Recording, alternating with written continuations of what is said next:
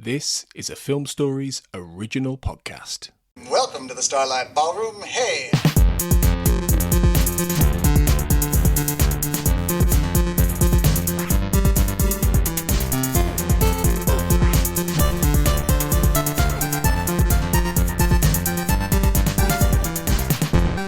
Hello and welcome to Shipwrecked and Comatose, the podcast about Red Dwarf.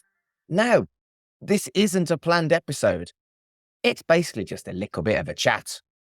My name's Mark Adams. I am one of your regular hosts, and with me at this time is Kurt North, who is also one of our regular hosts. Hello, Kurt. Hello, how are you? I'm good. It seems like you've been having a fun weekend, and that's why we're having this little chat. Last time we did this was when there was a big announcement about Red Dwarf. And, well, you've had a nice chat, and I thought I'd have a chat with you about that chat. I live in the depths of Carlisle, which is the northwest of England, and you know we don't often get very many pleasant surprises and pleasant experiences. Chris Barry decided to turn up this weekend just gone to a Comic-Con, which was really nice. I mean, obviously, a lot of people get the opportunity to meet Red Dwarf actors and people like that at Comic-Cons. Why have we decided that we'd have this chat? Because, you know, people always say hello and have a handshake and a photo and a signature, but you got a little bit more, didn't you? Got a little bit more, yeah. I mean, I'm sure we'll talk about it in general, but yeah, there was interesting comments that he was making, and we have to be really careful about how we say this. And I would say speculation and general consensus that there may be information about an upcoming Red Dwarf project. Gosh. Okay, so first up, you just went and said hello to Chris Barry at your, just as everyone does with a handshake and a photo. I'm not being like sarcastic about this, but you know what I mean? There's a lot of times at conventions where there's a big queue and you don't get to spend much time with the person. But you got a little bit more time, didn't you?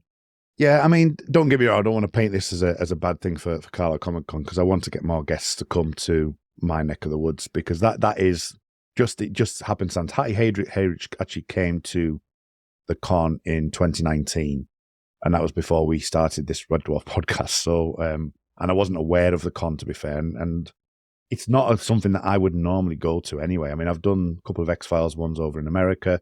I'm not a huge Comic-Con goer. It's not something I've really been that interested in doing. They're all great when you go to them, but it's just not necessarily my thing. But when I saw Chris Barry was on there, I'm on a Red Dwarf podcast, Mark. I don't know if you know, but I'm on a Red Dwarf podcast. I thought that, yeah.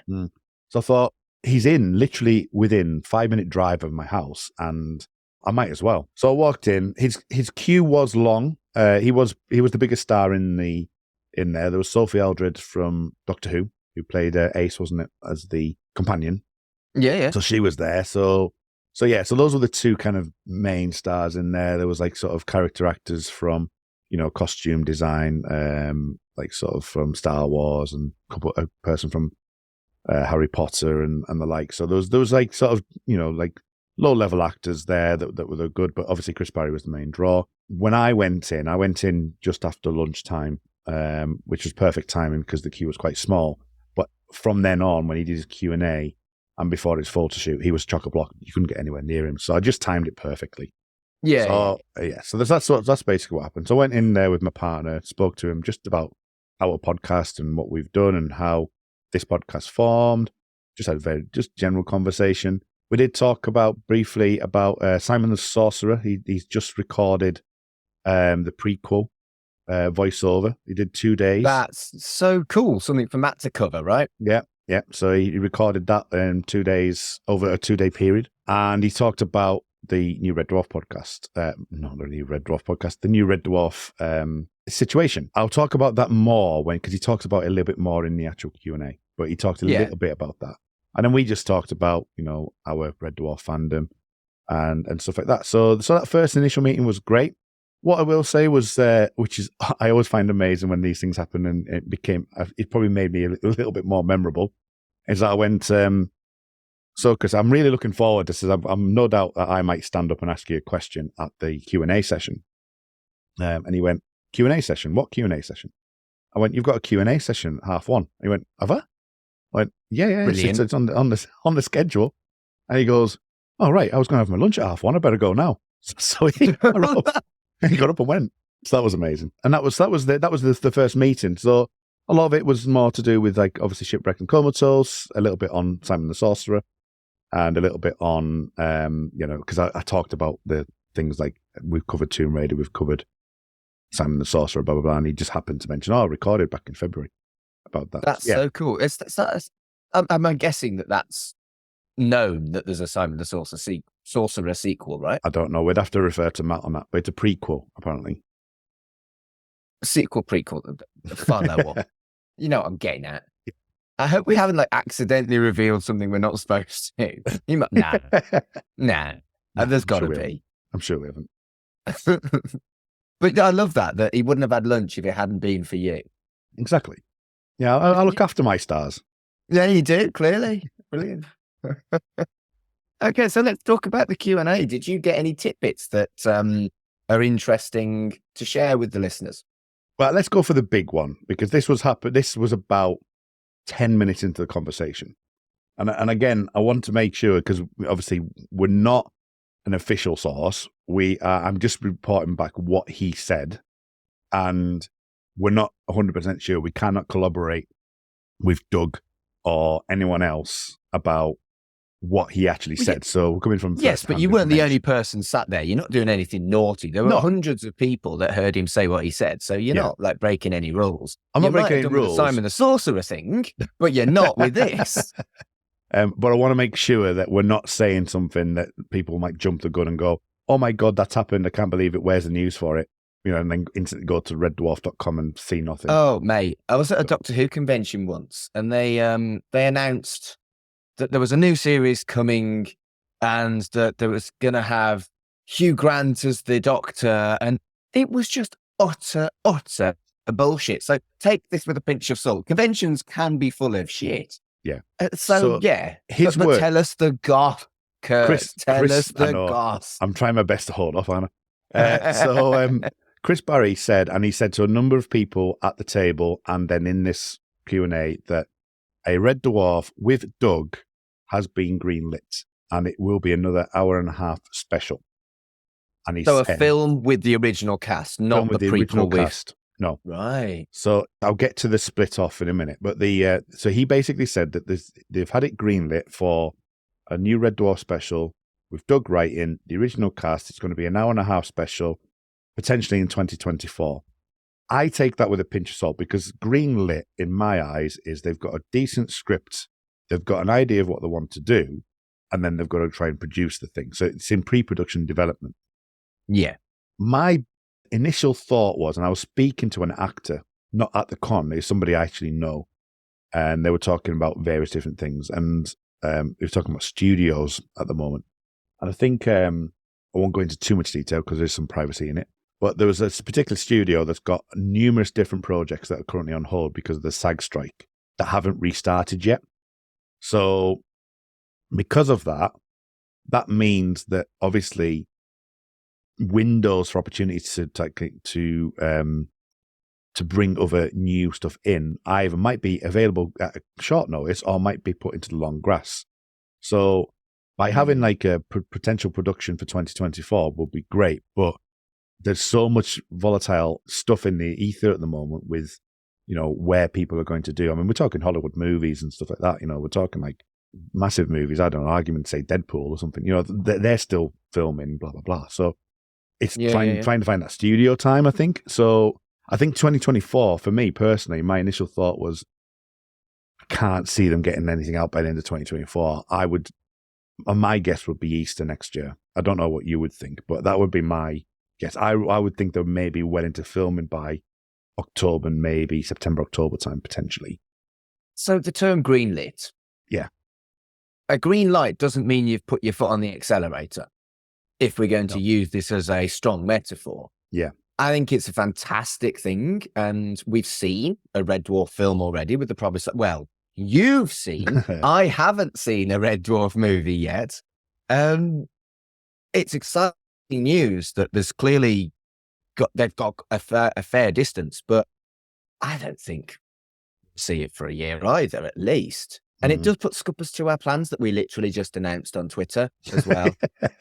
We were going to do the Promised Land of the Minute podcast, but we might have to fuck that off. It's one of those things, isn't it, where we might actually get that recorded in time before anything new comes up, but we'll have to cross that bridge if it comes to it.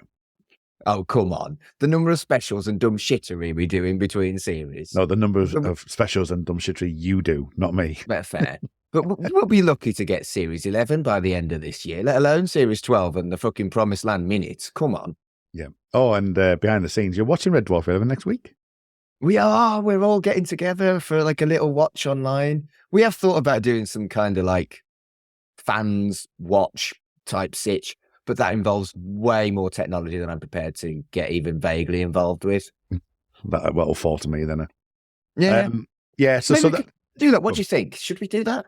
Listeners? Do you know what? I was actually thinking just this morning about that. Whatever this event is, whatever they do with the 2024, 2025, late 25 or whatever, that we need to do like an after show straight after or something along those lines where we can do that. Could be fun. Yeah. That might be something we could. We're not announcing that because we don't know when it's going to be, where we are going to be in this amount of time. But that's something we might need to consider. But it's certainly something we could potentially do. Yeah, we might put. It's also something that I think it's fun to keep our eye out for an official announcement because everything at a convention take with a pinch of salt. Yeah, the fact that he says greenlit. I mean, greenlit means in my head that they've got to the stage where whoever's involved with this studio has gone. Or the investors and wherever have gone, we're happy with this. Start doing your plans. Start planning. So at least we know it's gone beyond that stage, and they must have some form of script. That's the way I'm reading it. Yeah, that strikes me that even at a convention, you wouldn't say something like that if you didn't genuinely believe it was something that might happen. Yeah, we never got Hugh Grant as a doctor, but hopefully we'll get this. No. I always wanted Chris Barry as a doctor. He would have made a great doctor. Yeah, he would. Yeah. Huh. So if I go through, I've got notes. I've got substantial notes about what happened on the Q&A. So I'll quickly go through them. So first up, he arrived after his lunch with his backpack on, and he had lunch because of you. He had lunch because of me. Walked down the aisle, and the host wasn't there at the time, so it was quite interesting at the very beginning because he was like, "Where's Paul? Where's Paul?" And he started looking under like the desks. It was very much it's in a like a central academy, so that was central school or such. And he was looking under the desk for him. He was like, "Where is he?" Really? And then he started to go off on one. He just kind of like said, "Well, it's nice to be in Carlisle. I've never actually been in Carlisle before that I can remember, apart from coming through on the train." And he says, "I think I might have in the early days, but I just can't quite remember."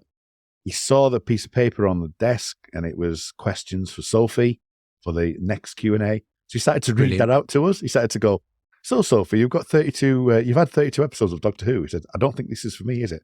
So that was great. A bit of frivolity there. It was great. And then he just started to just sit down on the table, just on his back on the table, and start talking to us. And that was quite a nice little bit of thing. At that point, there was maybe about 80 to 100 people in the room, and it ended up being about 150 people, I'd say. It's probably in that room. That's pretty good. So, yeah. And then the host arrived. He came in brazenly. He was like, "I'm here." And then nobody said anything. And he was like, "Is no one going to applaud?" And it was like, "All right, we'll applaud him." And then Chris Barry then decided he was going to interview him. So we had him being interviewed. He was saying about the fact of what did he do before he was a Comic-Con guy. He was a warehouse manager.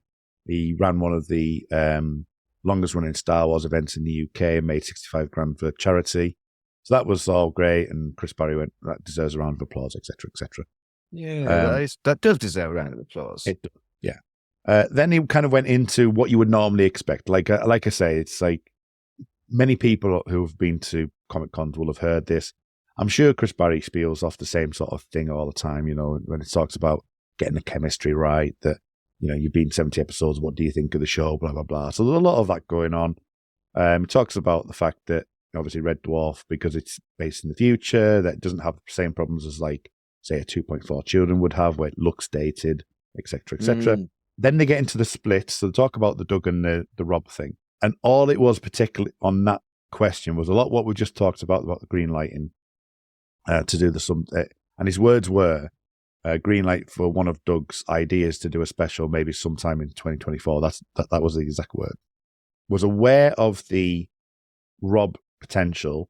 He did intimate that some very, very loose conversations have gone on with Rob Grant. Like sort of, would you be into it if we had you for a cameo or something like that? Would you be into it? That kind of, that's not what he said, but it was kind of that feeling to it. It's like, it's going to be a prequel. It's not going to be the main cast. I think Rob's even said that, hasn't he? He said, well, I might have the original cast in if it's possible. So they've had a conversation, but there's nothing in like writing or anything. That's like way, way, way, way. Like sort of like me saying to you, I might come to see you in Manchester at one point. It's that kind of conversation. You have said that? I have said that, yeah. So there was that. Then they went to the floor. They talked about how he got British voice. Again, Comic-Con, a lot of things. He did a lot of the impressions when he was actually on the area, just talking about how he got the voice and the fact that he kind of put an Essex slant on it, that kind of thing. Talked about how Britus was different in relation to Red Dwarf, in the fact that Britus takes were normally within 3 takes, and it would take quarter of the time of Red Dwarf one, which I thought was intriguing. Yeah, do you feel like it was more Red Dwarf, more Britus, or more something else that the fans were there to talk to someone like Chris Barry about? It was a bit of a mix. It was a bit of a mix. There was some British questions, Red Dwarf questions, Mean Machine as well. That was brought up about he did Mean Machines and what does he think his favourite Mean Machines is. And he said it was a locomotive. I think he thinks Rail is probably the best kind of big machine that he thinks overall. So I think it was a bit of quite an eclectic mix, really. So I thought that was quite nice, actually, to have that eclectic mix. So that was good. When he said about the British took, like, the director in British was very much like, get 3 takes and done. Whereas Red Dwarf, because of the 4 of them, he said that basically Craig Charles is amazing. He just gets his lines straight off the bat and does it. Chris Barry said about himself, he said, I generally get the gist of it. It takes me a couple of takes and I'm done. And then Rob and Danny are just horrendous. They just like take forever. So that was nice. That was good to hear. Threw him under the bus. I love it. But exactly. I know he'd do that to them in person as well, wouldn't he? Yeah. He also said as well, we're talking about the favourite episodes, which I've got notes on, which I'll come to in a second. But he said we did the Marooned one. I think Marooned's one of my favourite episodes. And he said that Craig had said that, great, we've got rid of the B team. Wow. Great. Okay, so, and then he quickly went, oh, Craig was joking, by the way. We don't think of him as the B team. I was like, yeah, okay, that's fine. Lemons was mentioned as one of his favourite episodes. Gosh. When he got asked about Colin will be episodes. pleased. Yeah. He mentioned that he didn't particularly like Stasis Lee.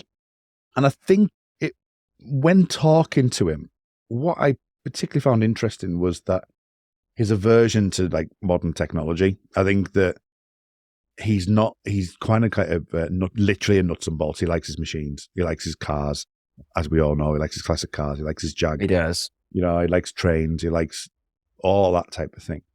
And that's very much what he's focused on. What I did find fascinating, and I'll talk about this in a second as well, is that he mentioned that he's been watching the most recent season of Prison Break. And I was like, I haven't been watching the most recent season of Prison Break. So, because there's a new season of Prison Break. Well, I don't know. I knew there was definitely, I saw at least 3 seasons. And I know that there was another one that was released at the time when 24 did a new Die Another Day thing. One that didn't have Jack Bauer in it that I didn't watch? Yeah, that one. I know around that time there was going to be a Prison Break release. So I don't know if it's that one. It sounds like there's been another one since. But yes, I was surprised by that. Yeah, so I think he's very much like of the world rather than actually things. So Stasis League is quite a concept episode, so it's probably why I can see why he probably didn't like that. Right. But he mentioned Marooned. He mentioned, obviously, Dimension Jump as some of his favourite episodes. And he can't really say like a main episode, because he says they all kind of form into one, and I think it's better to do it per season. So I thought that was interesting. I mean, obviously the best season is Series 6, and the best episode is Gunman of the Apocalypse. He So did as mention much Gunman. as I like Chris Barry, he is kind of wrong. He did mention Gunman. Good. Yeah, and again, you know, I have no problem with them doing this because they do it every single week.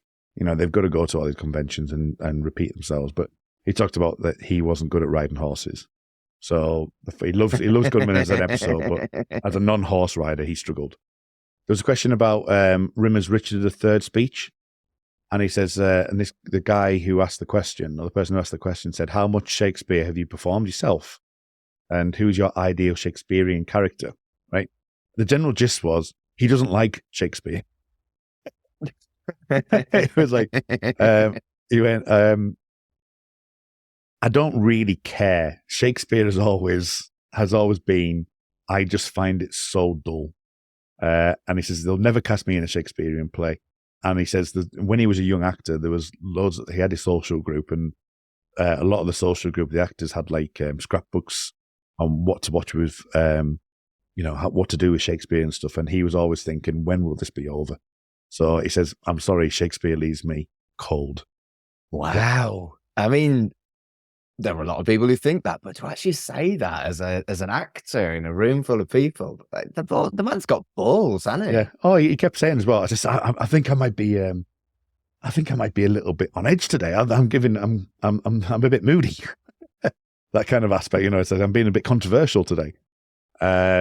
He also said about the fact that they didn't want to be doing Red Dwarf in their 50s, and now they're in the 60s and they're doing it. And he was like, "But we're still doing it, so I don't know why."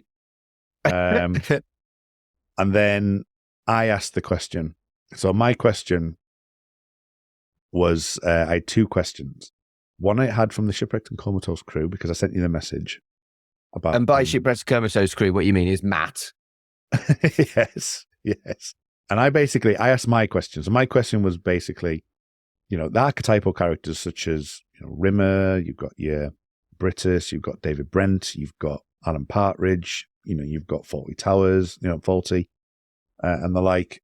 And so what is it about British comedy that people like those type of characters? You know, the fact that they have that egotistical element, that they feel that they build themselves up only to be broken down, like we've talked about Rimmer before, you know, and how that is. And I asked him just about that, and you know, why is it? Do you think that we, as a British public, think about that? So, a very podcasty question, you know. That is a very podcasty question. Very well done. Yes, being thank you. podcasty. The other question, and I said, and the second question: has Robert Llewellyn convinced you to go battery yet? Brilliant. And yeah, we'll get to that answer in a minute. So he must have known he wasn't going to say yes. Yeah, I knew he wasn't going to say yes. So he did say about he says, well, they're all British losers, aren't they? Effectively, his answer was they're all British losers. He thinks there'll always be a place for that. But things are changing. It's becoming a little bit more of a box ticking exercise right now. And he feels that some identity has been starting to get lost along the way, with it becoming a little bit more smoother. And, you know, you're not going to get your characters as much, like your Alan Partridges and stuff. But he did say that, you know, Fawlty, he's a big, loud man. He's a small prick. You see him getting downtrodden all the time. And they want to rise and rise and rise, and they don't want to be defeated and stuff, and how they build themselves up. And it's similar to Rimmer and Brittus. But what he did say with difference with Rimmer and Brittus is that Brittus is quite an educated man who feels like he's entitled to run the leisure centre. He feels like it's all in my head when he was talking about this. It felt like I've been doing a bit of university study on like millennials, Gen Z, and stuff like that, and how people perceive things nowadays. And one of the big things in schools at the moment is or the last like 10, 15 years is they've been told, you know, aim for the skies, try and be a CEO, you know, try and be the best you can be. But when people come into the workforce, what they're finding is a social clash, because they're having to start from the bottom, you know, glass collecting, working in bars and stuff. Yep. And they really struggle because they think they're entitled to be the duty manager or the manager of the site or even the CEO. And there's a bit of a culture war going on there, because it's kind of like, what's the best way of describing it? that they feel like that they've been told you are capable, you are capable, you are capable, and then they want to get into a job, and then within a month I want to be promoted, and it doesn't. And we know from our age, life isn't like that. Oh yes. So so that was interesting because I didn't think of Britis in that way, and I thought actually that is right, isn't it? Britis is that kind of person. He is that person that's been given a role that he's not capable of doing. And I'm not saying like children of today, kids of today can't do the job, but at the same time that's more about them developing and thinking they can get a job straight away, and that's not how the world works. Whereas Britis has been thrown into a role, and he feels he can do it, but he can't, and he's not capable of doing it. Whereas Rimmer is the opposite. Rimmer's been told time and time again, he's been downtrodden. You are no good. You are no good. You are no good. And he's battling against that. Fascinating. The fact that his two major characters are kind of strangely polar opposite, yet both fundamentally unlikable. Yeah. So I thought, isn't that strange? Isn't that strange? So I did think that was quite a good answer. I was like, oh, actually, I never thought of Britis in that way. And he said, like, obviously, you talk about Partridge and you talk about Fawlty. He thinks Fawlty is Fawlty Towers is the best 12 episodes of any comedy. Because he was asked later on about what's your favourite British comedy show, and he went, "Look, I love loads. I do love loads. I love anything from the Two Ronnies, Fawlty Towers, Morecambe and Wise, right up to The Office. The Ricky Gervais Office and stuff, and how that's cringe television and that's great and stuff. But he says he thinks he'd always go back to Fawlty as like the prime classic comedy show." So I thought that was good. So he talked a little bit about Rimmer there. Now, in relation to, and it is an interesting discussion to have actually, and I think he can come across as a little bit controversial in this mindset. But what he basically said about the electric cars thing was, he says, we're being brainwashed into thinking how wonderful they are. He says, as far as he's concerned, what we're going to do with the batteries are pretty toxic. That kids are being sent down in Africa into the mines to mine for cobalt and lithium, and is that going to have an effect over the course of time? That electric cars are about control. They are able to be hacked. I personally wouldn't buy a BYD car at the moment because it's a Chinese car. So we only got to look at the news today about hacking and things like that from the Chinese establishment. So there was a little bit of like really kind of interesting discussion about, no, he says the downside of electric cars are that people are being brainwashed into it. We haven't got the infrastructure. What we're going to do with the batteries? There's children are mining for stuff, cobalt, lithium, etc., etc. So I thought that was quite an interesting look at it. I think there's no solution, and I think he's right to point out the flaws. I do think he's right to point out the flaws, but it also suits his argument to find things because he doesn't want to drive an electric car. So the reality is, in a modern society, nobody wins, and there isn't actually a way to be ethical. So I agree with him and disagree with him in equal measure, I think. And I think from the way you said it, he seemed to be pretty reasonable about it rather than ranty and cunty. Yeah, he had his arguments to come. So he's obviously looked into it and he's had his arguments against it. But what I find quite interesting is that and this is the way we should be doing it, is that Robert will really argue his case. If we put Chris Barrie and Robert in the same room, that would be a very interesting conversation if we just to go. But what I like about it is that they are still clearly friends despite having a significant difference in opinion. And that is actually possible, I know. People get so upset over things. I have right-wing friends, believe it or not. I rag 'em ragged, but I have right-wing friends. And some of my lefty mates are like, how can you possibly be friends with him? I'm like, because he isn't just one thing. Yeah. Yeah, definitely. So that was that. And he started to then he then started to go maybe a little bit over to the edge when he was saying stuff like, my 25-year-old Jag couldn't get hacked into. I was like, well, that's true. That's very true. Yeah. And he says, a 25-year-old petrol 3.2 litre with the engine warmed up, once you stand behind it, it's still pretty clean. I mean, it's not perfect. It's pretty clean. You can't, it does smell a little bit clean. Like, it does smell a little bit like weed, but you can't smell much of it either. I thought, is Is he being a bit facetious? I did maybe grab a little bit of facetious humor in there, though, with him saying that. There was a little bit of like, don't take the words, listen to the way he's delivering them. I think there was a little bit of like, Yeah. I know there's an element to this, but yeah, but it's the fact he's just saying, I'm still pretty clean. I'm standing behind now. I can stand here all day, and I might get a little bit of weed smell, but that's about it. Brilliant. So there was that. Yeah, and then there was other questions like you'd hear. Says, what did the crew think about you making impressions of them? And he started to do the impressions of them, and how Craig always turns around and goes, "Do I always sound like that? Do I always sound like I'm not really bothered about stuff and things?" So yeah, so it was a really good 40 minutes conversation. Nice. So, yeah. So you really enjoyed it, and it was actually worthwhile. I think for me, Comic-Cons, that's the best bit, is the Q&As.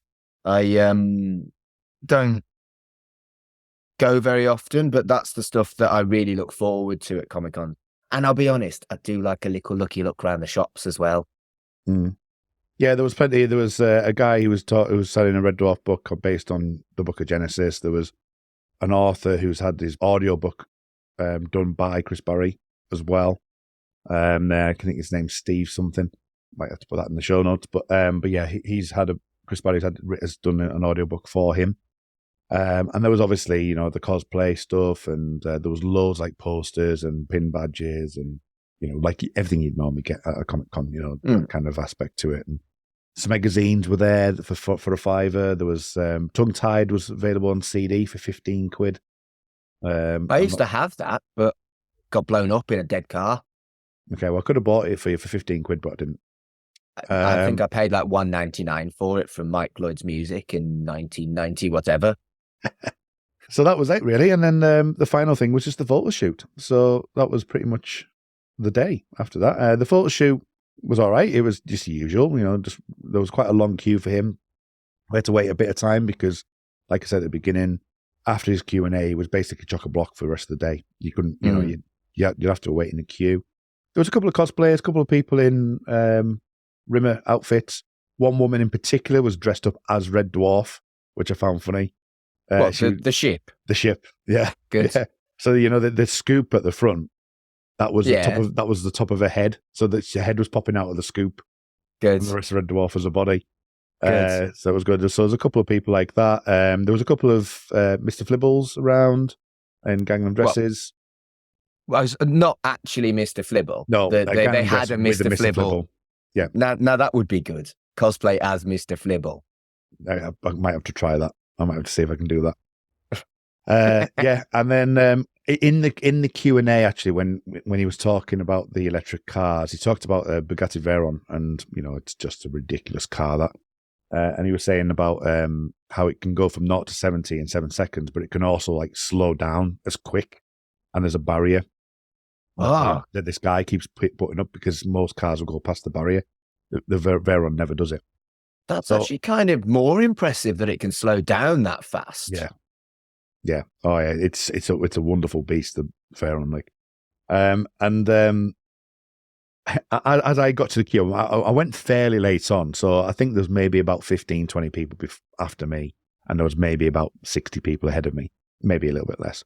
But then it's obviously, as you do with photo shoots, you go in, you get the picture, you go. You're told, just do it. And that happened right the way through. Didn't really hear any of issues. I walked. My other half went with her twin sister, and Chris Barry went, "Oh," because he talked to her, obviously, and obviously I was connected with her. And he went, "Oh, there's two of you," like because they're both twins. Brilliant. So they got a picture with them, and then I went to get my solo picture with him, and he kind of like just come to me and said, "Do you have an electric car?" Then I was like, "No, I don't have an electric car, Chris. No, I'm all right. I've got a diesel. I'm all right." I've got a diesel. Naughty. I've got a diesel. And then I went, but if you get the chance to, if you ever get to go on a Bugatti Veyron again, then give me a ring, because I do, and I'm just being joking around. Give me a ring, because I'd love to be in that beast. It's just an amazing thing. And then he started to talk to me about that. And then the guys at the photo booth were like, "Come on now, move on." And I was like, "All right, Chris, I've been told I've got to go." So I left. And as I walked out, I got a picture next to an A-Team van. And that was me. That was the end of the day. You put those pictures on the social media already, haven't you? I put the Chris Barry one on, yeah. So that was the day. The main point was to go and see Chris Barry, to speak to him, to meet him, because I haven't met anyone from the Red Dwarf crew, bar Rob Turnbull. Just have that conversation, get a couple of questions for Shipwrecked, and, get a picture with him. So, job done. Well done. Not a lot of money in my local town or city, if you want to class it as a city, because it's technically a city. So, that was me. Technically. Yeah. But you had a nice Cathedral. time and you think it was worth going? Yes. I'd be fascinated to see whether this new film materializes, because you've got to take it with a pinch of salt. But also, surely at this point, he wouldn't say something that was going to get him into trouble. Yeah.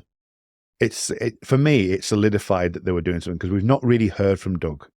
We've heard from... But I love that they're Rob. definitely doing Rob stuff and Doug stuff, and they're going to get both, which potentially means lots and lots of Red Dwarf shit. Yeah. The other thing, actually, that he did say in the Q&A, now thinking about it, there was a question asked about the Rob and Doug thing, because Rob obviously is doing a prequel with Titan. I don't think Chris knows too much about that, to be fair. From the way he was talking, it was very kind of like, Rob's reached out to me, but we haven't really talked about anything. But he did get asked, if there was someone in the 20s now that was asked to play Rimmer, who would you cast? And what he did say was that he doesn't really watch much in the way of young actors anymore. He doesn't tend to watch that kind of thing. So it was difficult for him to kind of pass that. But what he did say is someone who was maybe a little bit older, like as in my and your age, around your 40s, that he could probably potentially put in there. And it was, and he struggled with the name, and I'm struggling with the name now. Julian Barrett from Mighty Boosh. Oh, I've never watched the Mighty Boosh. I know it's the sidekick to Noel Fielding from Mighty Boosh. Said he could make a good Rimmer, but he's about our age, so right. Yeah, so there was that as well. But yeah, so I hope that's gives some insight into it. But yeah, I think that the Doug thing for me is like, we haven't heard much from Doug, and with Chris saying that, he wouldn't say that if they're quite a well down that well. And green light to me means that there's definitely some sort of script or draft in there, and it just needs to look for production stuff now, I think. So we'll see. We'll watch his space. I'm looking forward to this film if it happens, but I'm trying not to get too excited as well. It's all right. You've got Red Dwarf 11, 12 and Promised Land to do. Yeah, mate. It's fine. And Titan. And Titan. Yeah. I'm a little bit jealous that you got to do this, and maybe I should go to a Comic-Con at some point and see if I can actually have a chat with the folks from Red Dwarf. They've all, from what we've seen, seemed super, super kind to fans and friendly and stuff. And while we were talking, I was checking if there was another Dimension Jump coming up. There's no news on that. The last one was a couple of years ago. So we're probably due one of those. I think it'd be fun if we could all go to that, potentially. Yeah, it'd be good if they do another one. Something like that. And you'd think Dimension Jump as well, thinking about these two new projects. Hopefully soon, yeah. You'd think they'd like want to capitalize on the fact that Red Dwarf might be a little bit more in the ether, and because they've got a following, and it's all people around our age, isn't it? It's all people. I mean, yes, there's newcomers all the time, but you're talking people in the 40s and 50s now. So because obviously they're in their 60s, so we're about 10, 15, 20 years behind them. So yeah, it'll be good. Well, thank you for joining us for this special extra episode of Shipwrecked and Comatose. And until next time,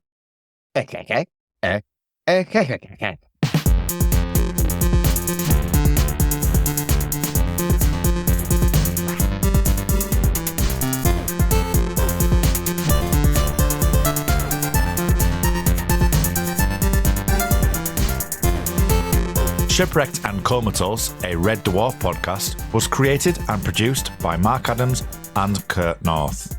You can find us on Twitter at Red Dwarf Pod, and we are part of the We Made This Podcast network, which can be found online at wemadethispod.com or on Twitter at We Made This Pod.